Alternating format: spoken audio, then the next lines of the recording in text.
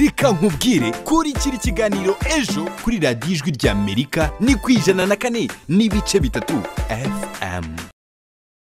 Iki ni ikiganiro ejo.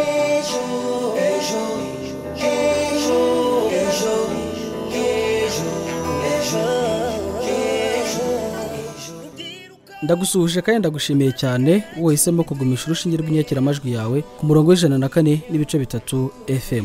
Nta yindi wumva ni radiyo ijwi ry'Amerika. Nk'uko mumaze kubimenyera rero, uyu ni umwanya w'ikiganiro ejo. Ikiganiro mutegurirwa n'umuryango Ejo ukorera i Kigali mu Rwanda, ukifashisha itangazamakuru mu kwimakaza umuco w'amahoro mu Rwanda no mu karere k'ibiyaga bigari. Mu kiganiro cy'uyu munsi tugiye kuganira ku ruhare rwo kwiga binyuze mu ikoranabuhanga, ibyo benshi bakunze kwita kure cyangwa se e-learning mu ndimi z'amahanga, aho usanga bamwe mu bantu batumva kandi ntibanizere ko bishoboka kwiga utari imbere ya mwarimu mutabona n'imbona nkubone. Muri iki kiganiro turaza kumva bimwe mu bitekerezo by'urubyiruko rw'abanyeshuri twaganiriye batubwira impamvu babona zituma benshi mu banyeshuri mu Rwanda bataritabira uburyo bwo kwiga hifashishijwe ikoranabuhanga. Turaza kandi kumva ikiganiro twageranye n'umuyobozi w'ishuri ry'ubukerarugendo n'ishoramari UTB nka rimwe mu mashuri makuru mu Rwanda yatangiye kwiga hifashishijwe ikoranabuhanga. No ku musozo w'iki kiganiro turaza kumva ubuhamya bw'umwe mu babashije gutera intambwe yo kwiga binyuze mu ikoranabuhanga, akaba afite impamyabushobozi y'icyiciro cya 2 cya kaminuza mu bijyanye n'ubucuruzi yakuye mu gihugu cy'Ubuhinde kandi yarize ari mu Rwanda.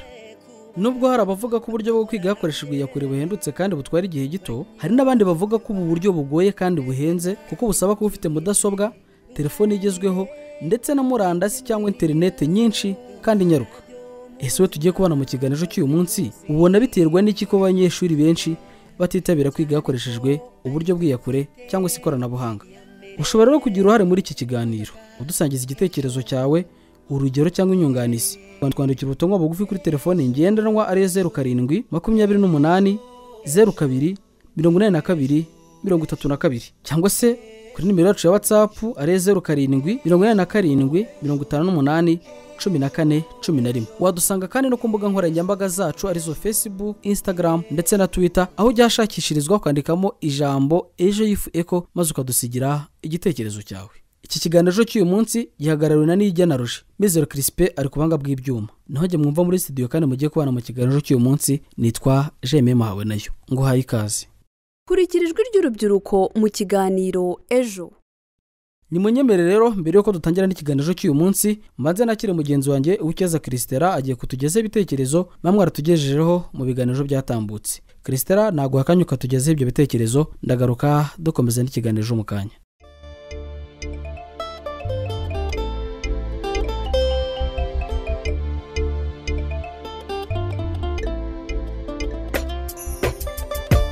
Mugenzi wanjye arakoze kuma ikaze rero bakunze b'ikiganiro mudukurikiye nk'uko bisanzwe buri cyumweru tubagezeho ubutumwa muba mwaratugejejeho mu biganiro biba byaratambutse. Ubutumwa bwa none buribanda ku kiganiro cyagarukaga ku kwiteza imbere k'urubyiruko binyuze mu bikorwa by'ubuhinzi n'ubworozi, aho twibazaga tutese mubona ari iki gituma urubyiruko rutitabira ibikorwa by'ubuhinzi n'ubworozi. Dore ibitekerezo mwadusangije. Anje uherereye mu karere ka Rulindo mu murenge wa Tumba yagize ati urubyiruko rwinshi ntirushaka gukora ubuhinzi nk'umwuga wabateza imbere ndetse bikagabanya n'ubushomeri. Fabien Tuyisenge uherereye mu karere ka Muhanga yagize ati hari urubyiruko rwumva ko ubuhinzi n'ubworozi atari akazi bityo bakagasuzugura. Urubyiruko rwagakwiriye kwitabira ubuhinzi n'ubworozi kuko bibyara inyungu hakazamo n'ubumenyi. Uyu ni yatwibwiye afite nimero iherwa na 476 yagize ati nkunda cyane ikiganirisho. Nakurikiye ikiganiro ku bijyanye n'ubuhinzi n'ubworozi naragikunze cyane kuko nanjye ndi urubyiruko. Uweri uherereye mu karere ka Nyarugenge wavuga ko igituma urubyiruko rutitabira ibikorwa by'ubuhinzi n'ubworozi ari uko badasobanukiwe inyungu bigira. Ikindi baba bashaka akazi ko mu biro bigatuma bategereza igihe bazakabonera. Naho ku bwa Yezu Zefroni uri Kimironko mu karere ka Gasabo avuga ko igitera urubyiruko kutitabira ibikorwa by'ubuhinzi n'ubworozi ari ubujiji. Ati urugero nugize ngo arahinga ahinga ibyo kurya gusa ariko nk'ibizabavura ntibajya babihinga. Evonduri Kicukiro yagize ati impamvu usanga urubyiruko rutibona cyane mu buhinzi n'ubworozi no kudashaka gukora akazi gatwara umwanya munini kuko ni umurimo usaba kwitabwaho kugira ngo ubone umusaruro ariko umuntu ufite intego ashaka kugeraho ntakwiriye kugira iyo myumvire. Nawe udukurikiye wagira uruhare mu kiganiro ejo aho wakwifashisha nimero ya telefone ngendanwa ariyo 07228823 cyangwa se kuri 0788758141. Iyi nimero mwayikoresha no kuri WhatsApp. Ndasubiramo 0785858141 cyangwa se kuri 07288823. Mushobora no kwifashisha imbuga nkoranyambaga nka Facebook, Twitter ndetse na Instagram aho mujyashakirwa mukandikamo Ejo Youth Echo mu magambo arambuye. Mwifuje no gukurikira ibiganiro byatambutse mushobora kubisanga kuri YouTube channel ya Ejo Youth Echo. Dukomeza n'ubutumwa bwa none. Ezekiel Bikorimana uherereye mu karere ka Nyamasheke yagize ati impamvu urubyiruko rutitabira ubuhinzi n'ubworozi nuko bigorana cyane kuko bisaba gutegereza igihe kirekire kandi n'abaterankunga b'imishinga bibanda ku mishinga idashingiye ku buhinzi n'ubworozi. Naho Yvette Uwase uherereye i Kanombe avuga ko impamvu urubyiruko rutitabira ntaho kubikorera rufite. Ati nta n'amafaranga yihuse bigira. Dukomeza Thomas avuga ko nta kintu na kimwe kitaguteza imbere mu gihe ukoze ubishaka. Ati birababaje kumva hari urubyiruko ruvuga ko rutakora ubuhinzi n'ubworozi. Gasasira Theogene uherereye i Kigali yagize ati kuri iyo ngingo muriho y'ubuhinzi n'ubworozi usanga abantu batayiyumvamo cyane. Ati kandi usanga abayikora barushaho kubona umusaruro. Ubundi tubona nta kazi gaciriritse iyo kaguha amafaranga. Bakunze b'ikiganiro mudukurikiye reka miniraha tuzasubira ubutaha mu butumwa muzaba mwaradusangije. Iki ni ikiganiro ejo. Mu binyejana byatambutse ibikorwa byose byakorwaga bisabye ko abantu baba bari kumwe mbona nkubone, ariko ko imyaka yagiye ihita indi igasimburana. Kuva mu kinyejana cya 17 hatangiye uburyo bushya bwo gukoresha ikoranabuhanga rya murandasi haba mu bucuruzi, muri politiki ndetse no mu burezi. Akenshi abantu bumva ko kugira ngo umuntu yige bisaba ko bari kumwe na mwarimu mu ishuri imbona nkubone amubaza amusubiza ako kanya. Nyamara ariko siko bimeze ubu kuko umuntu ashobora kwiga yewe akaba yagira n'impamyabumenyi zitandukanye za kaminuza atazi mwarimu umwigisha cyangwa ataramubona amaso ku maso. Ikoreshwa ry'ikoranabuhanga ni kimwe mu bintu byerekana ko iterambere ry'igihugu riri kuzamuka, yewe ndetse rikihutisha n'imikorere n'imitangire ya serivisi zitandukanye. Uburyo bw'ikoranabuhanga bwashyizwe no mu burezi ku buryo kuri ubu hashyizweho n'uburyo abantu bashobora kwiga batari kumwe na mwarimu amaso ku maso bakigeraho bari bakoresheje ikoranabuhanga. Nubwo hashyizweho ubu buryo ariko ubwitabire bw'abantu mu kwiga hakoreshejwe ikoranabuhanga baracyari ku kigero cyo hasi. Twaganiriye n'urubyiruko rutandukanye rutubwira zimwe mu mpamvu zituma ubu bwitabire bukiri ku kigero cyo hasi. Ni mu kiganiro bagiranye na mugenzi wacu Nicole Giraneza. Gukoresha ikoranabuhanga ni gahunda yashyizweho na leta n'inzego zitandukanye, amashuri, amakaminuza kugira bafashe abanyeshuri gukomeza kubona amasomo hafi abegereye kugira bakomeze kwiga. Imbogamizi zirimo rero nuko abanyeshuri bamwe badafite ubwo bushobozi bwo kwiga bakoresheje ikoranabuhanga. Hari abadafite radio nk'abana bo mu cyaro ntago bafite radio, hari abadafite televiziyo. Urumva rero umwana aho ngaho ntago yabasha gukurikirana amasomo akoresheje televiziyo cyangwa radio. Hari n'abadafite iyo murandasi cyangwa ibikoresho bikoresha murandasi kugira ngo bakurikire amasomo kuri murandasi. Internet nayo irahenda, abantu badabasha kuyigondera ngo babe bakiga bakoresheje izo mbuga. Urumva niyo nayo ni imbogamizi. Gahunda yo kwiga binyuze mu ikoranabuhanga ni igihe umwarimu aba yigisha ari ahantu hiwe n'abanyeshuri bagiye bari ahantu hagiye hatandukanye, wenda mu bihugu bitandukanye, nyine batari ahantu hamwe. Ikintu gitera abanyeshuri kutitabira ubwo buryo nyine bwo kwiga binyuze mu ikoranabuhanga akenshi usanga ari nk'ikibazo cy'ama network. Hari igihe ufite nka class ariko noneho uri nk'ahantu hatari network ugasanga umisinze iyo class. Ikindi ntago abantu bose bumva kimwe, hari uwumva nyine ko yasobanuriwe cyane, hari uhita byumvira aho ngaho. Rero nka wundi wumva bitinze kugira ngo ajye kwigira aho hantu nyine azafate neza ibintu biragoye. Hari igihe nyine aba yabipinze avuga ko wenda ntawe umureba se ntaki, aba yanabisuzuguye, aba afite utuntu twinshi dushobora kumurangaza. Kumva ari kujya kuri internet yagiye yigira mu bindi ugasanga nyine nta focus afite nyine. Kwiga binyuze ku ikoranabuhanga bituma umuntu ashobora kubona ibintu byinshi bitandukanye icyarimwe. Biguhereza amahirwe y'uko ushobora kwiga amasomo aboneka mu bigo biri hanze y'igihugu ariko mu by'ukuri bitabaye ngombwa kuva mu gihugu. Ikindi ni uko byoroshya ubuzima kuko ushobora kubikora mu gihe gitandukanye bitewe n'uko ubipanga ku buryo bigendana na gahunda yawe y'umunsi mu buryo butavunanye. Abantu benshi ntabwo bakunda kubyitabira kuko icyambere cyo ubumenyi bw'abantu ku ikoranabuhanga mu rugero rumwe cyangwa urundi ruracyari hasi, ntabwo bazi inyungu ziri mu kubikoresha. Navuga yuko abantu hari uko bavuga ngo yanga ibyo ngibyo ngo bikoreshwa ngo n'abantu ngo bari mu nzego zo hejuru, bakigira mu bwabo ntibabishoremo imbaraga cyangwa umwete kugira ngo babashe gushakisha amahirwe aboneka mu kwigira ku ikoranabuhanga. Ikintu cya mbere ni ukubura umuntu ugufasha muri kumwe, kuko kugufasha uri kumwe n'umuntu no kugufashiriza online ntabwo biba ari kimwe. Kugufasha uri kumwe n'umuntu aragusobanurira cyane naho bigushatse akakwereka gutya na gutya ukaba wabyumva. Ariko online classes ntugukurikira rimwe wenda network zakwamye ntubyumve ibintu nk'ibyo. Uru rubyiruko ruti ibiterwa n'impamvu nyinshi zitandukanye, ariko izibanze muri zo usanga ari ikibazo cya murandasi, ubushobozi buke ndetse n'abantu bataragira ubumenyi buhagije ku mikoreshereze y'ikoranabuhanga. Uburyo bwo gutanga amasomo hakoreshejwe iyakure bukoreshwa ahantu hatandukanye ku isi, aho abanyeshuri baba batandukanye na mwarimu bigishiriza mu buryo bw'ikoranabuhanga, byaba ku buryo bwa mudasobwa cyangwa ubundi buryo bw'amashusho buzwi nka video conference.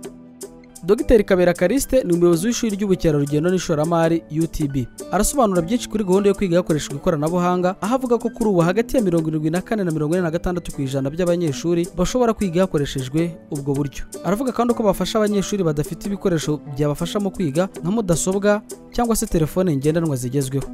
Arasobanura uko bamenya ubwitabire ndetse n'uko basuzuma ikigero abanyeshuri bumviseho isomo.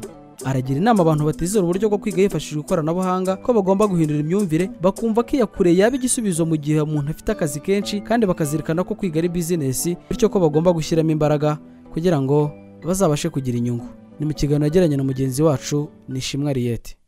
Mu kiganiro ejo cy'uyu munsi turi kumwe na Dr Kabera Kariste, ni umuyobozi w'ishuri ry'ubukerarugendo n'ishoramari UTB. Tugiye kuganira kuri porogaramu yo kwiga hakoreshejwe ikoranabuhanga. Aratangira duha ishusho y'ukuntu iyi gahunda ihagaze muri iri shuri. Murakoze. Iyi gahunda ntabwo twavuga ko ari nshya muri UTB kuko iyi gahunda twatangiye gutegura mu mwaka w'ibihumbi 2016.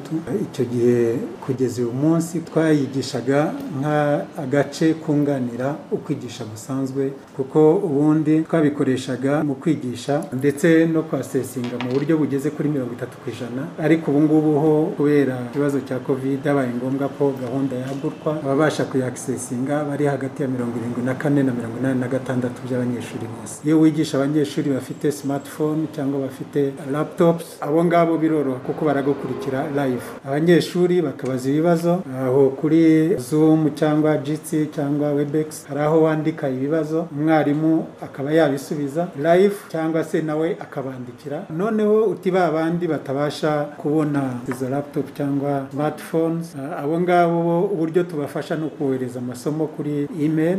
Icyo twakoze rero ni ukubabwira yuko kwiga ni ukwinvestinga. Iyo ushaka ikintu cyiza ugishoramo. N'ubundi icyo tudakora ubu ni ukubaha ibizamini, ariko amakwizi barayahabwa, assignment barayahabwa. Iyi porogaramu yo kwiga abanyeshuri batari kumwe n'umwarimu, mubwirwa n'iki yuko abanyeshuri bitabiriye bakurikiye? Ese iyo umunyeshuri acikanwe bwo mumufashamo? Naho ari ukwigisha face to face no kwigisha uri online, nta kundi umwarimu amenye uko abanyeshuri babyumvise, ni ya participation, mu kubaza ibibazo, mu gusubizwa, ndetse no mu gihe cyo kubaha quiz, kubaha assignment, uburyo basubiza. Ibyo byose bigaragaza uko abanyeshuri bumvise nuko bakurikiye isomo. Noneho hakwiyongeraho na ya attendance. Muri attendance harimo muri iriya software dukoresha izo za Zoom cyangwa za Jitsi, harimo ahagaragara uko buri munyeshuri yabaye active mu isomo.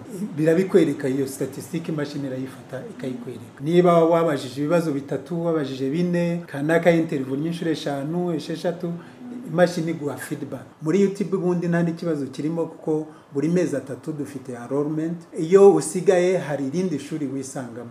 ni inama ki wagira abantu kugeza uyu munsi batarizera iyi gahunda yo kwiga hakoreshejwe ikoranabuhanga? Mu by'ukuri ni ikibazo cy'imyumvire, ni shift y'imyumvire, ni kuva ku myumvire ya kera ukajya ku myumvire igezweho. Tugomba gukora uko dushoboye ku buryo twumvisha abanyeshuri, ababyeyi ko kwigisha online ari ibishoboka, kuko n'ahandi bikorwa n'abanyarwanda bamwe n'umubarimu nabize online, ahubwo abantu bakinvestinga mu gutuma haba more access ku buryo budahenze, ku buryo buri munyeshuri wese yashobora accessinga iyo internet. Ubu ngubu umunyeshuri ukora muri parike ni gute yazakora akazi ari muri parike kandi akaniga? Nta bundi buryo, online ishobora kuba igisubizo kuri abo bantu bose batabasha kuza mu ishuri face to face.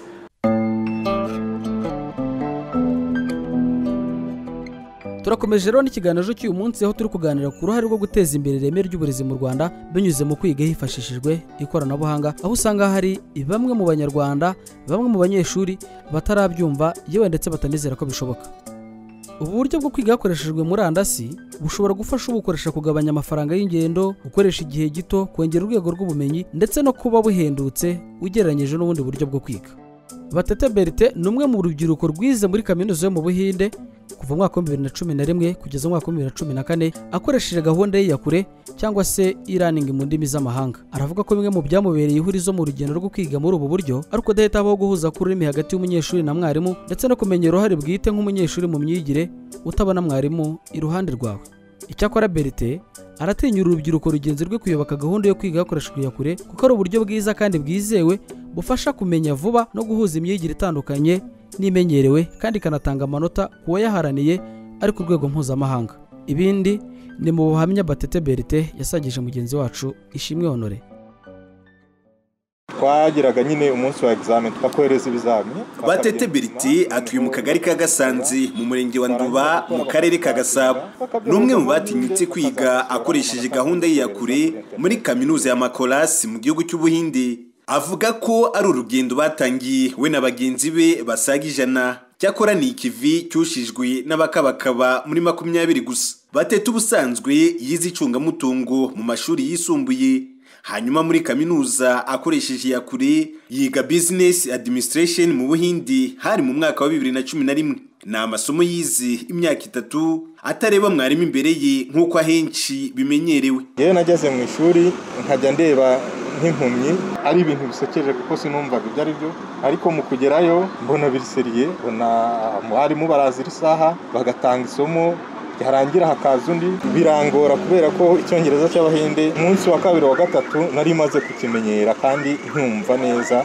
Twabazaga ibibazo, habaga hari mikoro ushake bwo kwihuta kuri mashine, agahita agenda akandika akabaza abyohereza mwarimu akabona ko ari abamubashije agasubiza icyo kibazo. Ntabwo twasobanukirwaga uburyo tuzakora ibizami, ama assignment barayoherezaga tukayakora tukayohereza kuri internet, kuri email, bagakosora, bamara gukosora bakatwohereza amanota n'ubundi kuri email. Batete Bertin aramara impungenge batinya kwigira kure ndetse akanatanga inama yuko bakwitwara muri iyi myigire. Cyane cyane yigiye kwiga ntibiga mwarimu, biga ibyo aguhaye. Rero natinyura abagira ubwoba, kwiga ni ubushake bw'umuntu gushakisha kugera kuri byinshi. Twabigiyemo twumva bigoye ariko nta nubwo bigoye. Twajyaga kwigira muri kiye tukagira ama video conference, abarimu bakaza bakatwigisha tubareba ariko bari birafasha, bifasha umuntu gufunguka, bifasha umuntu gushakisha kandi bigafasha umuntu kumenya ururimi kugira ngo ibyo bamubaza atazibura.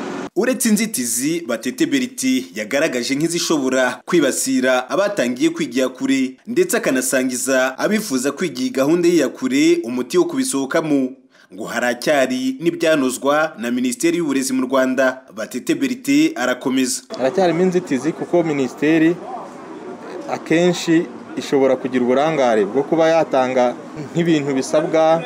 Nimba umunyeshuri ashaka ko diplome ye bayigira bakayishyira muri systeme ya equivalence, hari igihe bitinda ariko bajya babidukorera kugira ngo natwe tujye ku isoko ry'umurimo bitatugoye. Gusa twebwe barabidukoreye. Kuba hari bamwe bumvaga ko kwiga hakoreshejwe gahunda y'iyakure ari nk'ubufindo, ibi bigashingira ku buryo abenshi bamenyereye kumarana umwanya munini na mwarimu, bityo bigafatwa nk'urucantege kubifuza kwiga muri ubu buryo. Mwumvishe ko bishoboka. Nge Ndishimwe Honore kubw'ikiganiro Ejo.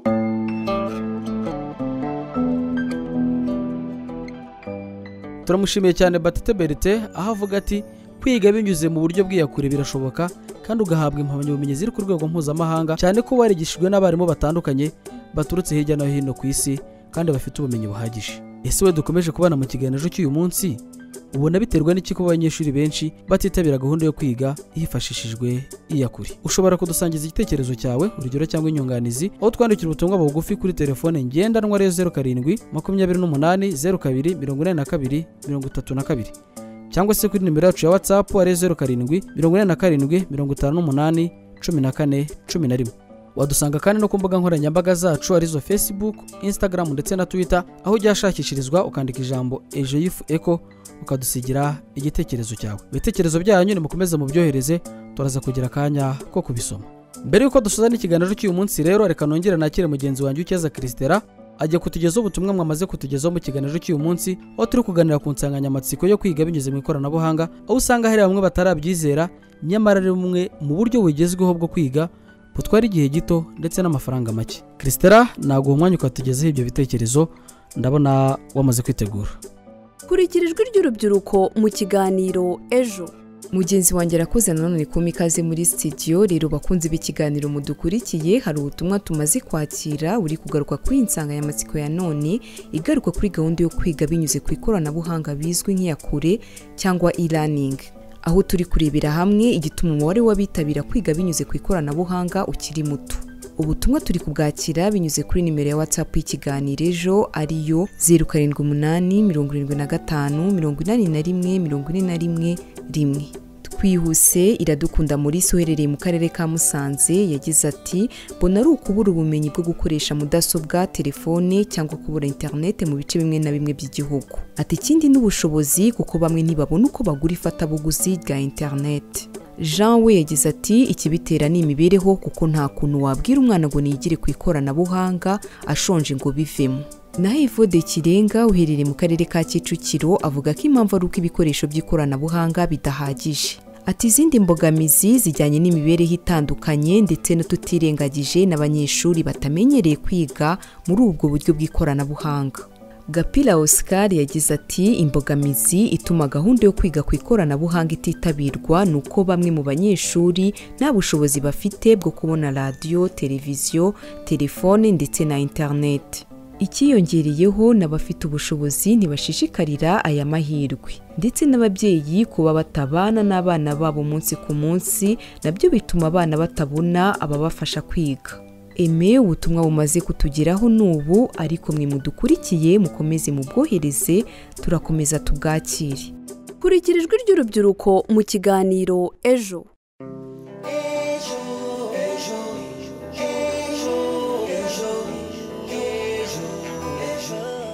Turagana rero ku musozo w'ikiganiro cy'uyu munsi, aho twaganiraga ku ruhare rwo kwiga binyuze mu ikoranabuhanga, ibyo benshi bakunze kwita iyakure.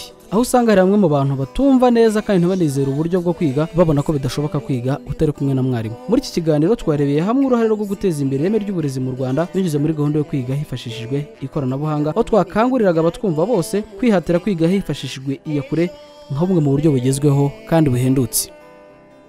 Twumvise urubyiruko rutandukanye twaganiriye, aho bavuga ko imbogamizi ya mbere igihari ni ubukene, kuba abantu badafite ubumenyi buhagije mu mikoreshereze y'ikoranabuhanga, ariko kandi n'imyumvire ikiri hasi, abantu bumva ko kwiga utari kumwe na mwarimu bitashoboka. Twumvise Dr Kariste Kabera ni umuyobozi w'ishuri ry'ubukerarugendo n'ishoramari, aho avuga ko kwiga hifashishijwe ikoranabuhanga byizewe kuko abanyeshuri babaza abarimu ibibazo bakabasubiza, bagahabwa amasuzuma bumenyi, yewe ndetse bagakora n'ibizamini byanditse nk'uko abiga mu buryo busanzwe babikora.